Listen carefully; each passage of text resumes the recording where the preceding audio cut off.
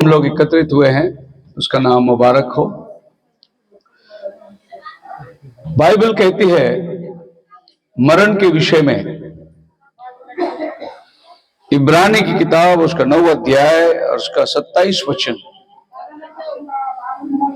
पवित्र शास्त्र में लिखा है, मनुष्य के लिए एक बार जन्म, फिर मृत्यु और उसके बाद न्याय का होना अवश्य है। ज्या अर्थी लोकास एकदाच मरणे व नंतर न्याय होणे व अनंत न्याय होणे नेमून ठेवले आहे, हे नेमून ठेवलेलं आहे। म्हणजे मनुष्य या मात्र प्राणीला फक्त एकदाच जन्म आहे आणि एकदाच मरण आहे। वारंवार आपण या भूमीत जन्म घेऊन येऊ शकत नाही। एकदाच एक जीवन परमेश्वराने मनुष्य स्मरणात दिलेलं आहे आणि एकदा मनुष्य या जगातून गेले, परत या रस्त्याने या कुटुंब या जीवन परत येणे शक्य नाही। कारण जेव्हा आत्मा या शरीरातून निघून जाते ते दिव्य लोकी, अनंतकाली लोकी, ज्याला आपण म्हणतो स्वर्ग किंवा नरक, दोन ठिकाणी नेमलेलं आहे। आणि जेव्हा आपण या शरीरामध्ये निघून जातो, परत दुसरं एक शरीर आपल्याला भेटत नाही। हे काल्पनिक लोकांमध्ये आहे। ज्या देवाने या सृष्टीला बनवलं, त्या देवाने मनुष्याला एकदा एकमात्र जीवन दिलेलं आहे आणि त्यानंतर त्याची न्याय, जे काही तुम्ही या भूमीवर पेरता तेच तुम्ही कापणार आहे। जर तुम्ही गेहूं पेरले तर तुम्हाला गेहूं भेटणार, जर तुम्ही तांदूळ तर तुम्हाला तांदूळ भेटणार, जर तुम्ही आम पेरलेले तो आम भेटणार। तसं या जीवनात आपण 70-80 वर्ष किंवा बल असली तर 100 पर्यंत जाऊ शकतो। आपला मध्ये बसलेला माणूस बुजुर्ग, मला वाटतं किती 80चं वर असेल। जर अजून शक्ती असेल तर बायबल 80 मध्ये माणसाचा उमर देते। 80च्या नंतर माणूस जाऊ शकत नाही। जर तो गेला तरी त्याला चालायला बल नसेल, जेवायला ताकद नसेल, इतर लोकांची मदत त्यांना हवी। परंतु जेव्हा आत्मा या शरीरातून निघून जाते, त्या आत्म्याला मरण नाही। कारण आत्मा मरत नाही, फक्त शरीर मरते। आत्मा नेहमी अनंत काल, हजारो लाखो वर्ष आत्मा जिवंत राहणार। आपण फक्त या शरीराला हार फूल चढवून या फोटोला स्मरण करतो, पण या शरीरामध्ये आमची आई सुमन ती राहत होती। जसं आपण या घरात राहतो तसंच हे शरीर जे आहे आपल्या आत्म्याचा राहण्याचं घर आहे। आणि या घरात आपण 70 वर्ष 80 वर्ष जगतो, मग आपण निघून जातो। कुठं जातो हे आजपर्यंत कल्पना नाही कोणाला। खूप मोठमोठे कवी लोक आले, ते मरणाबद्दल खूप काही लिहिले, पुस्तकं लिहिले। आणि जेव्हा एक मनुष्य या जगातून जातो, त्याचा 3रा दिवशी, 13वा दिवशी, 11वा दिवशी किंवा 40वा दिवशी असं आपण दिवस नेम, जसं आज 1 वर्ष झाले आमची आई सुमन घेऊन आणि आम्ही एकत्रित आलो, तर हे 13 दिवस आणि 40 दिवस हे का साजरा करतात या धरती भूमीवर? तर गरुड पुराण या पुस्तकात म्हणलेलं आहे की माणसं जेव्हा जातो जगातून निघून, तर 13 दिवसात तो एक ठिकाणी जातो, त्या ठिकाणी त्याला जे काही पाहिजे, तर या भूमीत त्यांचा मुलं बाळ जे आहे ते दान धर्म करतात। का दान धर्म करतात? त्यांच्या नावाने, कारण त्यांना सुख पाहिजे। ते जे जीवनाच्या यात्रेत चाललेलं आहे त्यांना त्रास नको व्हायला म्हणून। आणि इथं आम्ही जेवण वाढतो, गरीब लोकांना कंबल देतो किंवा कपडे देतो किंवा पैसे देतो, मदत करतो। हे त्यांच्या स्मरणात का करतो आपण? कारण ते जे झालेले रास्ता आहे ते खूप लांबचा रास्ता आहे।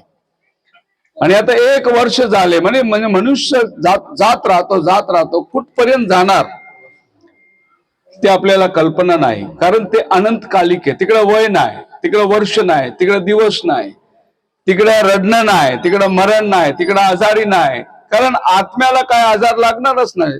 आजार फक्त या शरीराला, विषय फक्त या शरीराचा आहे. कीड या शरीराला लागणार, आत्म्याला नाही लागणार. कारण आत्मा नेहमी जिवंत असणारा एक देवाने सृष्टी केलेला, निर्माण केलेला वस्तू. तर या घरात जसं आपण राहतो, आता हे घर झाले, जर हे घरे जुनी झाले तर तुम्ही याला बांधकाम करणार, चुना लावणार किंवा याला उचलून थोडस मरम्मत करणार. तसंच या शरीराला तुम्ही काही करू शकत नाही. जे दिवस परमेश्वराने तुम्हाला नेमलेला आहे तेवढा दिवस तुम्ही या शरीरात राहा. आम्ही हिंदीमध्ये गाणे म्हणतो, 4 दिन की ये जिंदगी, ये जिंदगी बहुत बड़ी नहीं है और ये दुनिया से हम लोग कुछ लेके भी नहीं जा सकते. जो भी हमने कमाया, जो भी हमने पाया, सब यहीं पर छोड़ के जाना है. सिकंदर बादशाह, उसने पूरी दुनिया को जीत लिया, लेकिन जब वो मरने के पहले उसने अपने शागिर्दों को बोला, जब तुम मुझे लेके जाओगे जनाजा में, मेरा मुट्ठी को खुला रख के लेके जाओ ताकि सारा दुनिया देखे मैंने इसी मुट्ठी से पूरा दुनिया को जीता, लेकिन जाने के टाइम खाली हाथ जा रहा हूं, ऐसा मेरा हाथ लेके जाओ. इसने गाना गाया. सिकंदर बादशाह तलवार के बल पर दुनिया जीता, लेकिन लेके क्या गया? कुछ नहीं. बोला खाली हाथ जा रहा हूं, खाली हाथ आया, मां के पेट से खाली हाथ आया. और आदमी खाली हाथ ही दुनिया से चला जाता है. हमने जो कुछ कमाया, जो कुछ हमने पाया, बीवी बच्चे घर घोड़ा गाड़ी सब यही रह जाएगी. ये धरती की चीज है और ये सब यही छूटने वाली है. एक बार सिख धर्म के अंदर एक बहुत बड़ा धर्म करते, उसको वो लोग कहते हैं लंगर, खाना खिलाते. जहां सरदार जी लोग रहेंगे, देखो उनका त्योहार आया, खाना खिलाएंगे, रोड पे खाना खिलाएंगे, उसको लंगर बोलते. ये लंगर तब से शुरुआत हुआ जब एक आदमी गुरु नानक जी के पास आया था. बहुत धनी आदमी था, बहुत पैसे वाला था. उसको एक सुई, गुरु नानक जी ने उसको एक सुई दिया, कपड़े सिलाने वाला, और बोला जब तू स्वर्ग में आ जाए ये सुई मुझे लौटा देना. तो वो आदमी ने सुई लेके घर में गया और अपने बीवी को बोला, गुरुजी ने सुई दिया है, संभाल के रख, स्वर्ग में जाके उसको देना है वापस. तो उसकी पत्नी ने बोला, अरे स्वर्ग में तू मरेगा तो ये सुई कैसे लेके जाएगा? तो फिर गुरुजी को बोला, अरे ये सच बात है कि मैं मरने के बाद सुई कैसे लेके जाएगा? तो उसने वो सुई बोला वापस जाके गुरुजी को दे दो. बोलो मैं नहीं लेके आ सकता. तो वो आके दौड़ते हुए वो सुई गुरुजी को दिया और बोला, गुरुजी ये सुई मैं लेके नहीं आ सकता स्वर्ग में. क्यों? बोले मरने के बाद क्या लेके जाएंगे हम लोग. तब गुरुजी ने उसको बोला, फिर तेरा ये धन दौलत जो जमा करके रखा है ये तो कहां लेके जाएगा? तब उसने बोला कि अरे ये तो गरीबों को बांटना चाहिए. तब लंगर शुरू हुआ.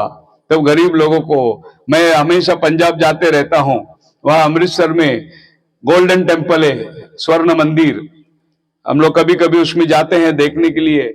तो बड़े बड़े अमीर लोग, रईस लोग आकर उधर कटोरा धोते, पानी धो को नीचे जो नहा के आते उनका जमीन पोंछते. अरबोपति करोड़पति लोग वहां के सेवा करते. क्यों सेवा करते?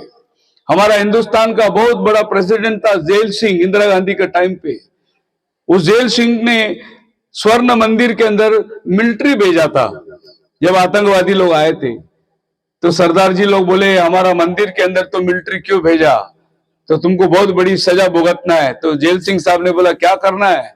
बोले हमारे इस मंदिर में मस्जिद बैठकर चप्पल पोंछो सबका. तो इंडिया का प्रेसिडेंट जेल सिंह जाकर उस गुरुद्वारा में बैठकर लोगों का चप्पल साफ किया, इसलिए कि हमको मोक्ष मिलना चाहिए. हर आदमी को यह सोच है कि हमको अच्छा जगह मिलना चाहिए. अब मरण के बाद किसी ने जाना नहीं. ऐसी कहावत बनी है कि हम लोग खाना बनाएंगे, ऊपर रखेंगे, अगर मामा जी मर गए तो कौवा आके खाएगा तो बोलेंगे मामा जी खा के गया. ऐसा इंसान कोई कौवा नहीं बनता, कोई पक्षी नहीं बनता. इंसान का आत्मा जानवर के अंदर नहीं जाता, क्योंकि जानवर को आत्मा नहीं है, आत्मा सिर्फ इंसान को है। जानवर को सिर्फ जीवन है और शरीर है, आत्मा जानवर को नहीं दिया परमेश्वर ने। परमेश्वर ने आत्मा खाली इंसान को दिया, इंसान के अंदर आत्मा है। आप लोग अगर कोई मुर्गी बेचने वालों के पास जाओगे कभी चिकन लेने के लिए, तो वहां पर आप बोलोगे मेरे को वो वाला मुर्गी चाहिए। वो मुर्गी पकड़ता है, उसका गला काटता है, ड्रम में डालता है, वो तड़पती है, उसके बाद निकाल के वो आपको पूछता है छोटा बोटी चाहिए बड़ा बोटी चाहिए। फिर आपने उसको बोटी मारता है और आपको थैली में डाल के दे दिया। वो पिंजरे में जितने मुर्गी लोग हैं वो सब देख रहे हैं क्या हुआ उसका। कोई मुर्गी रोता है क्या? आज देखो 1 साल का बाद भी आके बैठ के रोया। क्यों रोया? क्योंकि हमारे अंदर आत्मा है। अभी एक कुत्ता रोड पे मर गया, एक्सीडेंट होके मर गया, बाकी कुत्ता लोग सब जमा होके रोते हैं क्या? उधर नहीं रोते। उनको मालूम नहीं है जिंदगी और मरण क्या है, लेकिन इंसान को मालूम है जिंदगी और मरण क्या है। और इंसान अपना इतना प्यार और मोहब्बत में जो जिंदगी जिया, उसी को मालूम है कि मरण क्या है। सो मरण एक ऐसी यात्रा है जो हम लोग ये दुनिया से जाकर चलते रहते हैं, बहुत दूर का रास्ता है। और यहां पर हम लोग सिर्फ अपनी यादगार छोड़ के चले जाएंगे। अभी इस माँ का भलाई को सोच के हम लोग रह सकते हैं। उन्होंने जो अच्छा काम किया, जो अच्छा मार्ग सिखाया, हम उसी का पालन करके रह सकते हैं। आज हम लोग यहाँ पर आए हैं, इसीलिए इंसान जब भी जाता है तो अपनी परछाई छोड़ के जाना चाहिए। अगर किसी की मैयत जा रही है और उसमें लोग बहुत लंबे लाइन लगा के जा रहे, तो देखने वाले क्या कहते हैं? बहुत अच्छा आदमी था। देखो कितना लोग उसके मैयत में जा रहे हैं। और समझो 4 आदमी खाली कंधे में उठा के जा रहे हैं, 2-3 आदमी उनके साथ जा रहे, तो क्या बोलेंगे दुनिया? कितना बुरा आदमी था ये, इसके मैयत में 4 आदमी भी नहीं गया। इसका मतलब यह है कि हम लोग ये दुनिया में जो कृत्य करते हैं, जो कार्य करते हैं, यही हमारा जाने का इनाम है। ये दुनिया से हम लोग कुछ लेके नहीं जा सकते, लेकिन हमारा विश्वास हम लोग अपने साथ लेके जा सकते हैं, हमारा ईमान इस सर में लेके जा सकते हैं। अभी तक किसी को मालूम नहीं मरण क्या है, मरण का बाद क्या है, क्योंकि मरण में से कोई वापस आया ही नहीं हमें बताने के लिए कि वहां क्या है। हमने सिर्फ कल्पना सोच लिया। कभी कभी मरने के बाद 2 दिन के बाद बेटा बोलता है मेरे सपने में मां आया था, मेरे सपने में मामा आया था। ऐसा कोई किसी के सपने में मरने के बाद नहीं आते, क्योंकि जब ये धरती से जाते हैं वापस ये धरती में उनका कोई काम नहीं है। फिर सपना गिर गया, सपना इसलिए गिरा कि आपका और उनका बहुत अच्छा रिश्ता था। आप सोचने के टाइम पे उनकी याद में सोए, उनको सोच के सोए, इसीलिए आपका मन आपको सपना देता है। लेकिन कोई मरा हुआ व्यक्ति आकर आपको कोई दर्शन नहीं देगा, क्योंकि वो लोग अभी विश्राम के अंदर चले गए हैं। सो मौत के बाद कोई आया ही नहीं। मरने के बाद में कोई मुझे आके बताया नहीं मौत के बाद क्या है। कोई बना अगर तुम बुरा काम करोगे तो चींटी बनोगे, मूंगी बनोगे, अच्छा काम करोगे तो हाथी बनोगे। मरने के बाद कोई चींटी नहीं बनता, कोई हाथी नहीं बनता। इंसान जब मरेगा, बाइबल क्या कहती है? एक बार मरण, उसका बाद न्याय। आपको न्याय आसन में खड़ा रहना है। एक बच्चा स्कूल में जाता है, 2 महीना 3 महीना पढ़ाई करता है, फिर उसको एक परीक्षा आती है, फिर वो परीक्षा करने के बाद फिर 2 महीना पढ़ाई करता है, फिर दूसरा परीक्षा आती है, फिर एक फाइनल एग्जाम आता है। वो फाइनल एग्जाम वो अच्छे से लिखा तो दूसरी कक्षा में पास होता है। वैसा ही हम लोग ये धरती में परीक्षा देने को आए हैं। कैसा हम लोग पेपर लिखते हैं वैसा हमको प्रमोशन मिलेगा। अगर हमने पेपर नहीं लिखा, पढ़ाई नहीं किया, तो बहुत बड़ा 0 मिलेगा और फिर वही कक्षा में हम लोग फेल होकर वहीं पड़े रहेंगे। तो ये धरती का जीवन पास होकर आगे बढ़ना है, इसीलिए अच्छा काम करना है, भला काम करना है। अब हम देखते हैं दुनिया में बुराई बढ़ते जा रही है, पाप बढ़ते जा रहा है।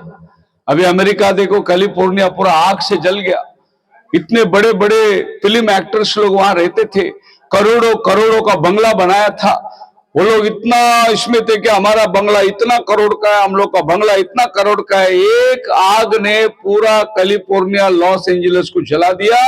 आज सब खाक बन के बैठे हुए हैं। तो ये धरती पे जो आप जमा करते हैं वो आपको साथ में कुछ काम नहीं आएगा, लेकिन जो अच्छा काम आप करते हैं, जो भलाई करते हैं, जो पुण्य करते हैं, वो आपके साथ जाएगा और वो आपके लिए वो बड़ा दिन, न्याय के दिन में काम आने वाला चीज है। सो ये धरती में जितने लोग आए थे, इंसान का जन्म का इतिहास 6000 साल का इतिहास है। हम सब एक ही माँ बाप से आए थे। परमेश्वर ने इंसान को अपने स्वरूप में बनाया और उसी इंसान का नाम था आदम और हवा, पहला हमारा बाप। फिर हम लोग उसमें से पैदा होते होते होते अलग अलग प्रांतों में जाते जाते, अलग अलग देशों में जाते जाते हम लोग जाति, धर्म सब अपने लिए बदल लिए।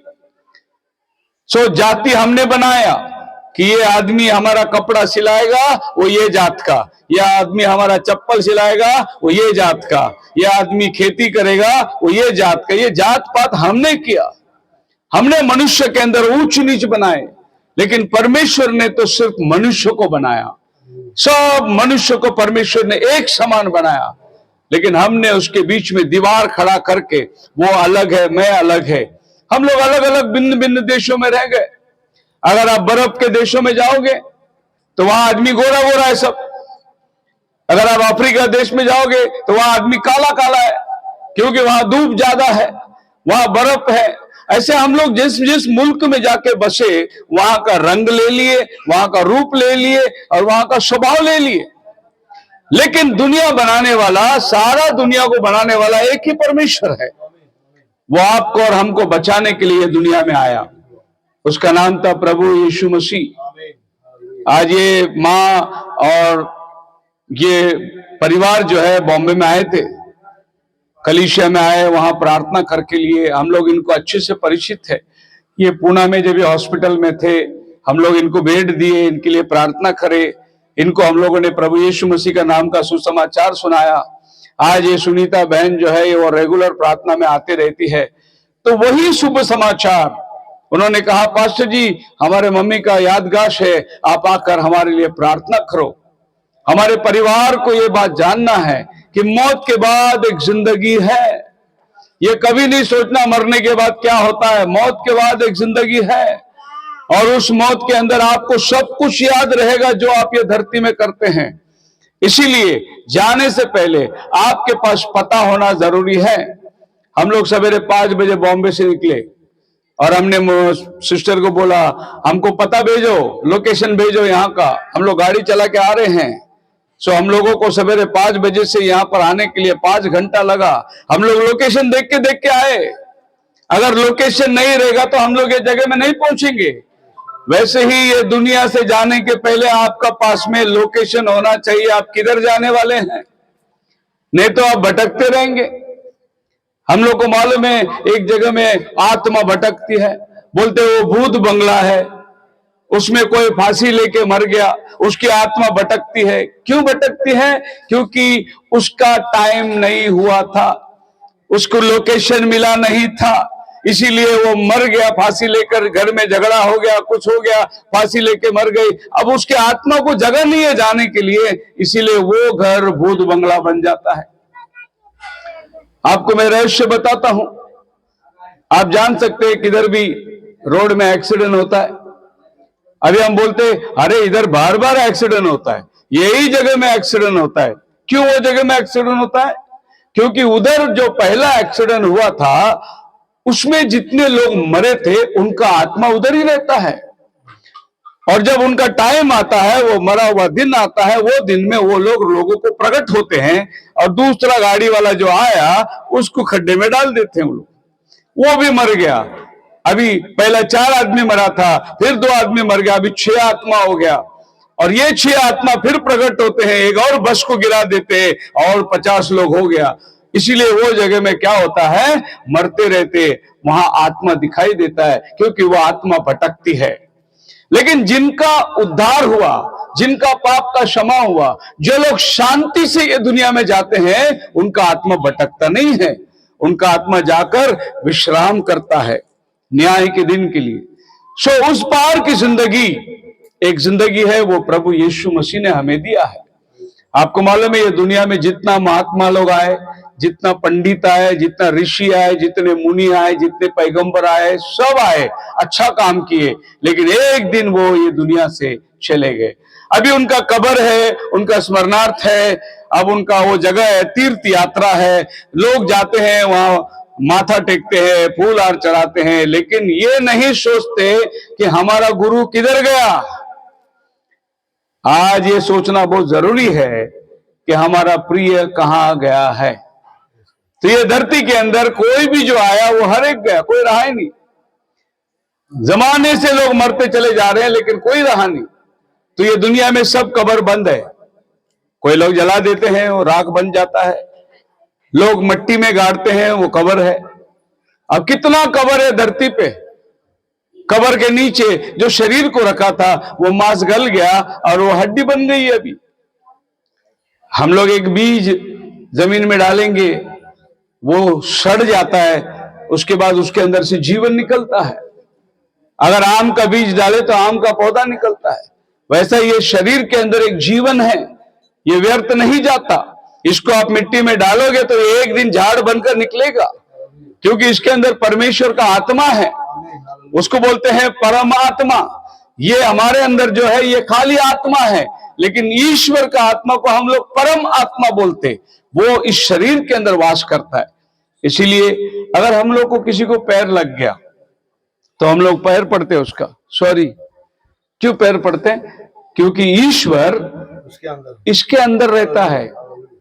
ईश्वर पत्थर में नहीं रहता, ईश्वर तस्वीर में, फोटो में नहीं रहता। ईश्वर को जिंदा चाहिए, जिंदा, वो है आप और हम। बाइबल में मराठी में लिखा है, तुम्ही देवाचा मंदिर आहात, तुम्हामध्ये आत्मा वास वस्ती करतो। तुम परमेश्वर के मंदिर हो। इस मंदिर को तुमने अशुद्ध नहीं करना है। इस मंदिर में परमेश्वर आके रहता है। यह मंदिर का बहुत गहरा है। इस मंदिर के अंदर प्यार होना चाहिए। इस मंदिर के अंदर नफरत नहीं होना है। आज देखो, जाति पर जाति, नफरत, खून खराबा, बलात्कार, नरक, ये सब क्या काम है? इसको बोलते शैतानी काम। ये काम परमेश्वर नहीं करता। तो ये दुनिया में दो शक्ति है, एक है परमेश्वर की शक्ति, ईश्वर की, और एक है शैतान की शक्ति। शैतान की शक्ति क्या करता है? आपको दारू पिलाएगा, आपको तंबाकू, बीड़ी, सिगरेट, नशीली पदार्थ में लेके जाएगा। शैतानी शक्ति है वो। और एक है परमेश्वर का शक्ति, इस मंदिर को पवित्र रखेगा, क्योंकि इसके अंदर परमेश्वर वास करता है। तो अपना बर्तन को धोकर साफ सुथरा रखना है। इसीलिए धार्मिक मार्ग पे चलना, धर्म के रास्ते पे चलना और अपने जीवन को प्रभु को अर्पित करना, ये बहुत जरूरी बनती, क्योंकि परमेश्वर इस घर में वास करता है। अगर मुझे इस घर में आए और एक गिलास पानी दे और वो मल रहे गिलास में, मैला और मट्टी रहे, तो मैं वो पानी नहीं पीऊंगा। वैसा ही अगर ये शरीर में द्वेष, विरोध, फुट, विधर्म, डाह, ये सब ये शरीर में रहेगा, परमेश्वर ये शरीर में नहीं आएगा।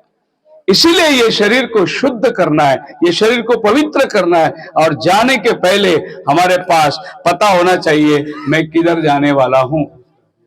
अभी तक किसको भी मालूम नहीं था, लेकिन आज से 2000 साल पहले प्रभु यीशु मसीह धरती में आया। वो आपके और मेरे पापों के लिए क्रूस पर मरा, उसको कब्र में रखा, 3 दिन के बाद वो मुर्दों में से जिंदा हो गया, और वो आकर हमको बताया मौत के बाद एक जिंदगी है। और कोई नहीं बताया। बाकी जितने संत लोग आए सब लोग सोए। कोई संत वापस आया ही नहीं बताने के लिए कि भाई कहां गए थे तुम। कोई आ ही नहीं सकता। लेकिन परमेश्वर देहधारी होकर आया और वो मरण में जाकर मरण को जीत लिया। वो हमको बता सकता है मौत के बाद क्या है, मौत के बाद एक जिंदगी है, कहां हमें जाना है, कैसे हमें रहना है। ये केवल आपको पवित्र शास्त्र सिखाता है। सो याद रखना, मौत अंत नहीं है। मौत खाली ये दुनिया का यात्रा का अंत है, लेकिन इसके आगे आपका आत्मा जाता है। उसके लिए आपको जगह बनाना बहुत जरूरी है। आदमी क्या करता है? LIC में पैसा भरता है, लाइफ इंश्योरेंस में पैसा भरता है, ताकि मेरे मरने के बाद मेरे घर वाले को पैसा मिले। इसके लिए LIC भरता है। यह आदमी का अच्छा सोच है, कि मेरे मरने के बाद मेरे बीवी बच्चे को कम से कम पैसा मिले करके वो ये LIC भरता है। लेकिन आपको मालूम है, आपने जो पैसा भरा उससे आपको क्या फायदा हुआ, आपको क्या मिला और आपको क्या मिलने वाला है। इसीलिए ये धरती से जाने के पहले आपका ये सोच होना बहुत जरूरी है कि मैंने ये धरती में क्या कमाया। हम लोग धन्यवाद देते हैं इस मां के लिए जिसने यीशु मसीह को स्वीकार किया, उसको अपना जीवन दिया और आज वो सुख लोक में है। और वही संदेश हम आपको भी देने आए हैं कि आप भी प्रभु यीशु मसीह को अपना जीवन दे दो। प्रभु यीशु मसीह जो मुर्दों में से तीसरा दिन जिंदा हुआ, वही सच्चा परमेश्वर है और वही आपको जीवन की बात दे सकता है। मौत के बाद एक जिंदगी वही आपको दे सकता है। खुदावन आपको आशीष दे। हम लोग प्रार्थना करेंगे। ब्रदर राजू हमें मराठी में प्रार्थना का अगुवाई करेंगे, फिर बाद में एक गीत गा छोटा सा।